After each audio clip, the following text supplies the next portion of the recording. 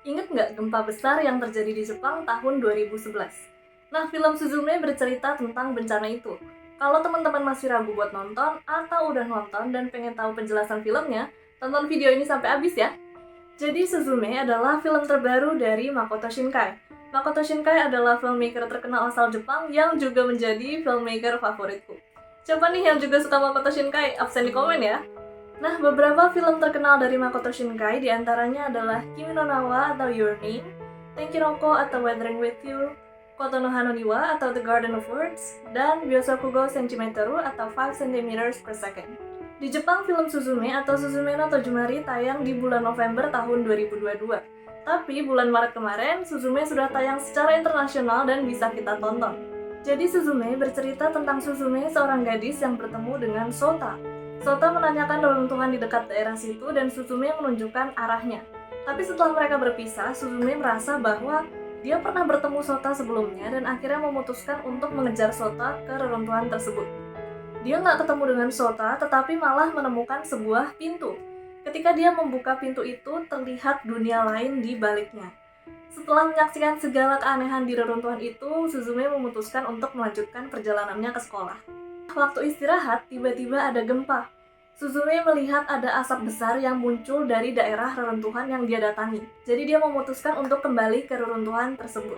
Nah, di sana Suzume menyaksikan Sota berjuang untuk menutup pintu tempat keluarnya asap tersebut. Ternyata asap itu bukan asap, melainkan cacing yang sangat besar. Ketika cacing tersebut jatuh, maka bencana akan terjadi. Jadi mereka harus menutup pintu untuk mencegah bencana itu terjadi. Suzume dan Sota ke rumah tantenya Suzume untuk mengobati Sota yang terluka. Nah, ada kucing yang mendatangi mereka. Ternyata kucing itu bisa bicara, dan ketika dia bicara, tiba-tiba jiwa Sota masuk ke dalam kursi Suzume yang dia duduki.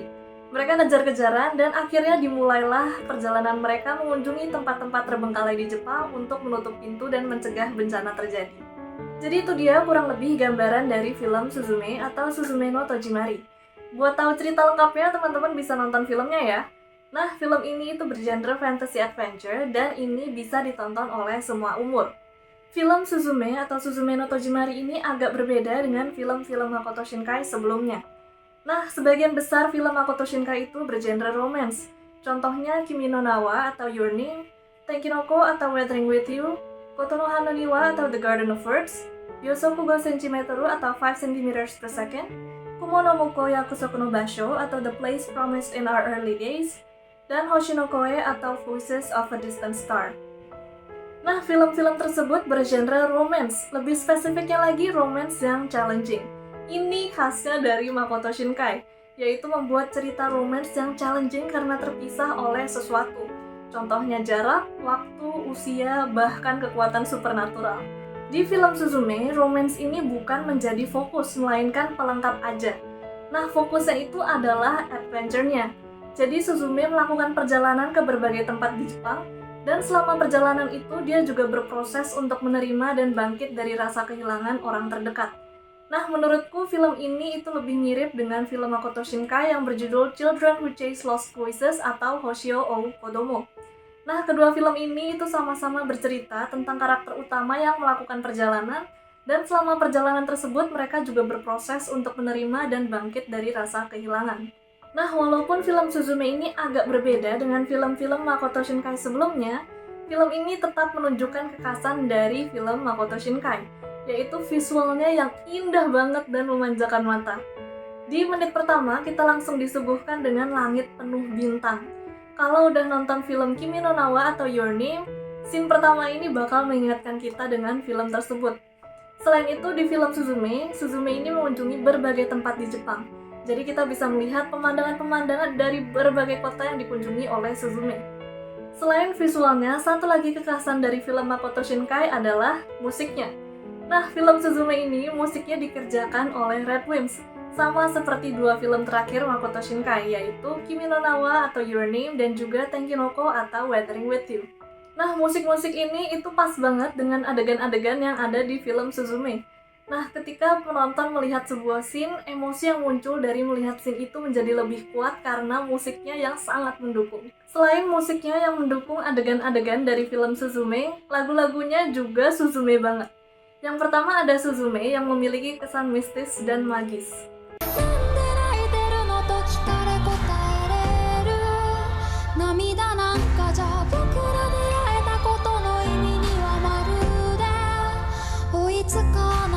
Kemudian ada Kanata Haruka yang hangat.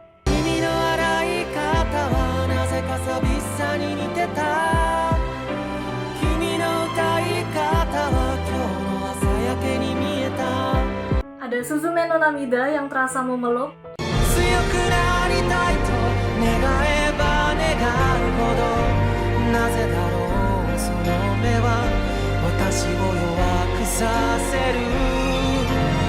Dan ada Tamaki yang bercerita mengenai rasa kesal kita terhadap orang yang dekat dengan kita, tapi kita sadar kalau kita sebenarnya menyayangi mereka.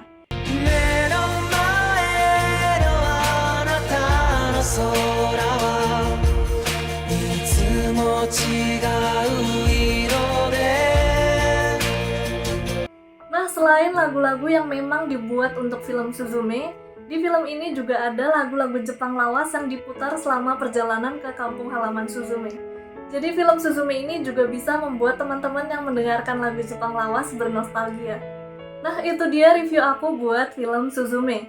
Rating dari aku buat film ini adalah 10 dari 10. Mungkin ini bias karena Makoto Shinkai adalah filmmaker favoritku. Cuman memang filmnya bagus kok.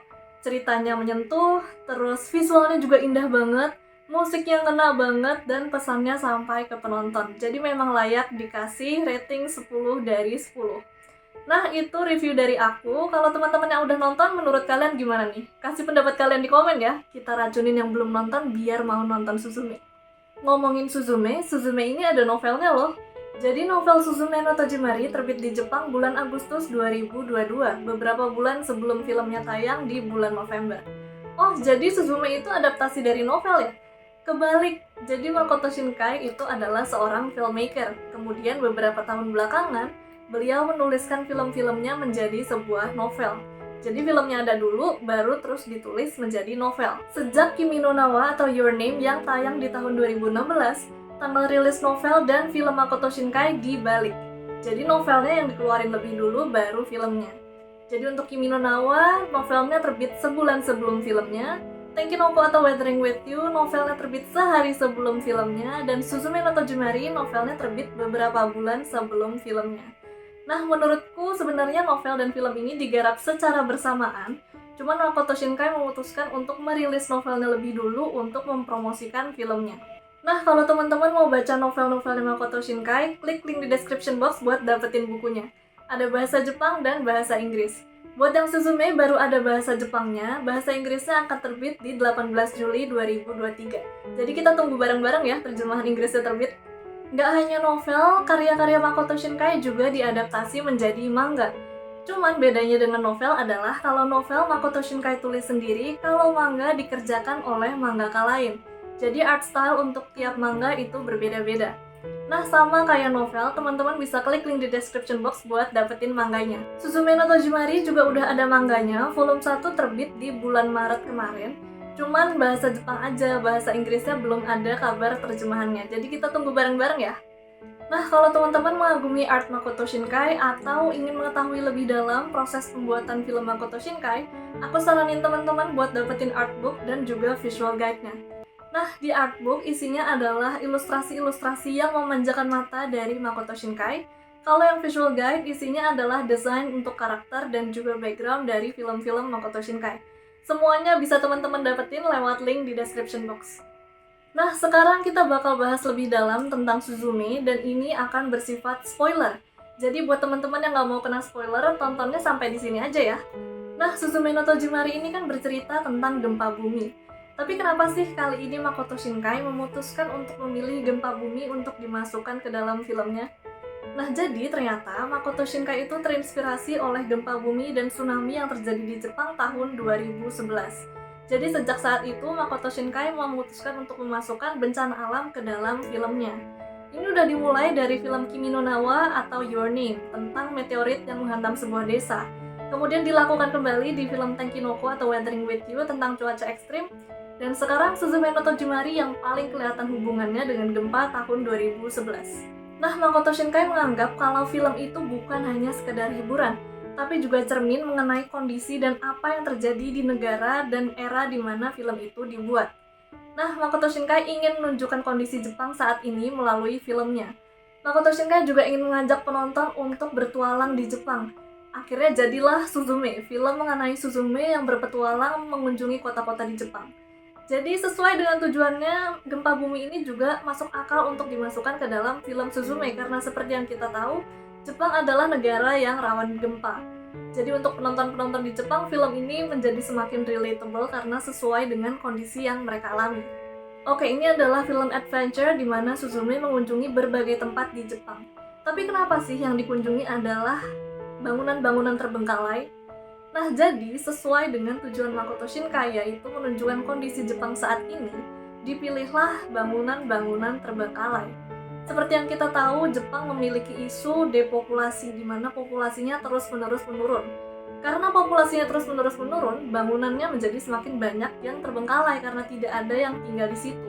Sekolah menjadi banyak yang tutup karena tidak ada murid baru. Jadi akhirnya Makoto Shinkai memutuskan untuk menjadikan bangunan-bangunan terbengkalai sebagai latar dari film Suzume. Nah, di film Suzume, gempa itu terjadi akibat cacing besar yang jatuh ke tanah.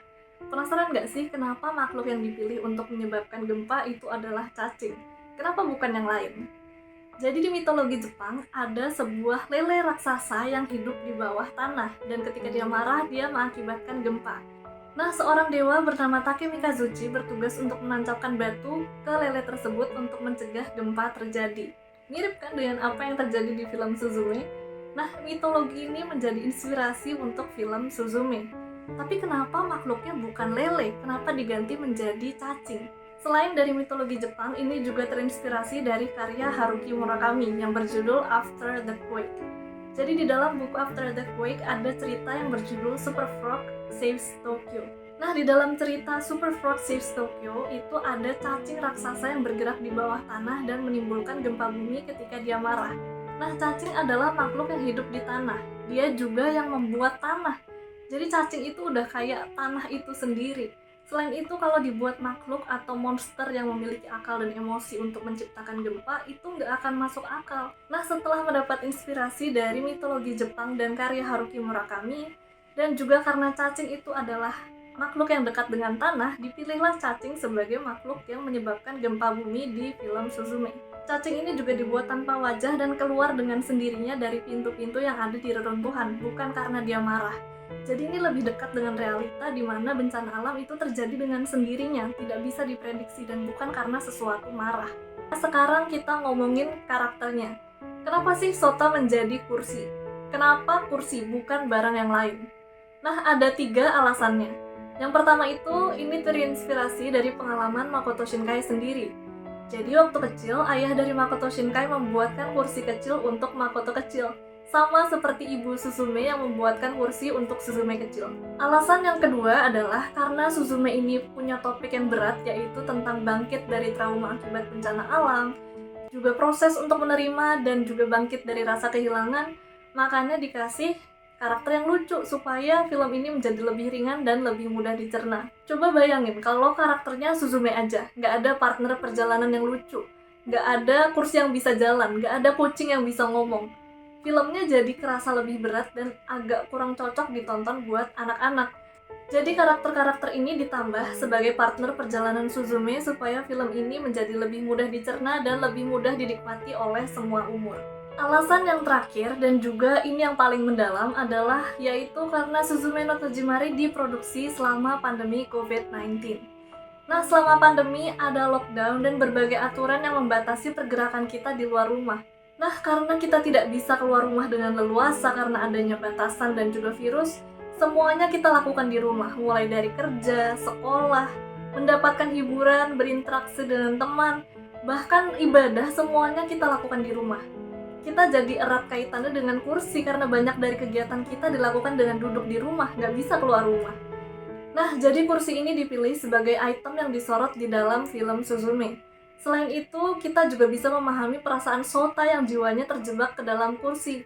Nah, kita juga merasakan perasaan terjebak dan tidak bisa bergerak dengan leluasa selama pandemi COVID-19. Ini yang kemudian dibuat oleh Makoto Shinkai menjadi sebuah film yang relatable dengan kita. Masih ngomongin kursi. Penasaran nggak sih kenapa kaki kursi Suzume cuma 3? Kenapa bukan 4? Nah, anggapannya adalah kaki kursi Suzume ini hilang waktu tsunami yang terjadi waktu Suzume kecil, walaupun nggak ditunjukkan di dalam filmnya. Nah, kursi berkaki 3 ini menggambarkan bahwa walaupun dia kehilangan satu kakinya, dia tetap bisa menjalankan fungsinya sebagai kursi, masih bisa didudukin, masih bisa dinaikin untuk mengambil barang di tempat yang tinggi. Jadi kursi ini mau mencerminkan seseorang yang kehilangan bagian dari dirinya, tapi dia tetap bertahan dan berusaha bangkit untuk menjalani hidup. Nah, waktu kecil Suzume menjadi korban dari gempa yang terjadi di daerahnya. Nah, gempa itu juga menyebabkan Suzume kehilangan sosok yang paling dekat dengan dia, yaitu ibunya. Nah, seluruh dari film Suzume dan juga kursi berkaki 3 ini menjadi metafora yang mencerminkan proses penerimaan dan bangkit dari rasa kehilangan setelah bencana alam. Menurutku ini adalah cara yang cerdas untuk menyampaikan pesan kepada penonton tanpa membangkitkan trauma. Jadi Makoto Shinkai tahu kalau penontonnya itu ada yang mengalami gempa dan tsunami di Jepang tahun 2011. Ada yang mungkin kehilangan rumah, kehilangan harta, bahkan kehilangan orang yang terdekat dengan mereka. Dan itu adalah pengalaman yang traumatis. Jadi gimana caranya supaya menyampaikan pesan ini kepada penonton tanpa berfokus pada penderitaan dan membangkitkan trauma mereka? Jadilah kursi berkaki 3 dan juga perjalanan Suzume mengunjungi berbagai reruntuhan, melihat kenangan, dan juga proses dia untuk menerima dan bangkit dari rasa kehilangan. Kita ngomongin yang lebih dalam lagi. Kenapa buat menutup pintu Suzume perlu membayangkan orang-orang yang ada di lokasi itu? Nah, ini mau menunjukkan bahwa ketika melalui masa yang sulit, contohnya ketika Suzume waktu dia berusaha untuk menutup pintu, yang terpenting adalah apa yang ada di dalam hati dan pikiran seseorang. Nah, sepanjang film Suzume mengunjungi berbagai lokasi di Jepang dan bertemu begitu banyak orang.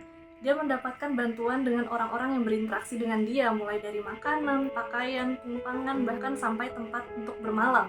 Itu yang mendorong Suzume untuk terus maju dan menghadapi masa lalu yang dia lihat di berbagai lokasi, di berbagai reruntuhan. Sampai akhirnya dia harus berhadapan dengan masa lalunya sendiri. Nah, film ini juga mau menunjukkan komunikasi dengan diri kita sendiri untuk menguatkan diri kita ketika melalui masa yang sulit, seperti apa yang dialami oleh Suzume. Nah, di film Suzume, Suzume ini bertemu dengan Suzume kecil dan menyampaikan bahwa walaupun kita mengalami masa yang sulit, tapi kita tetap harus bertahan dan kita akan bisa bangkit untuk terus menjalani hidup. Nah, jadi ini mengingatkan kita untuk berkomunikasi dan menguatkan diri kita sendiri ketika menghadapi masa-masa yang sulit. Nah, itu dia review dan penjelasan dari film Suzume. Kalau kamu punya detail yang kamu tangkap dari filmnya atau teori lain yang mau kamu sampaikan, kasih tahu di komen ya. Like video ini kalau teman-teman suka dan share video ini ke teman-teman kalian yang juga suka Suzume. Kalau kalian suka video ini, tonton juga videoku yang ini di mana aku nonton film Suzume. Itu dia video buat hari ini dan sampai ketemu di video yang ini. Dadah!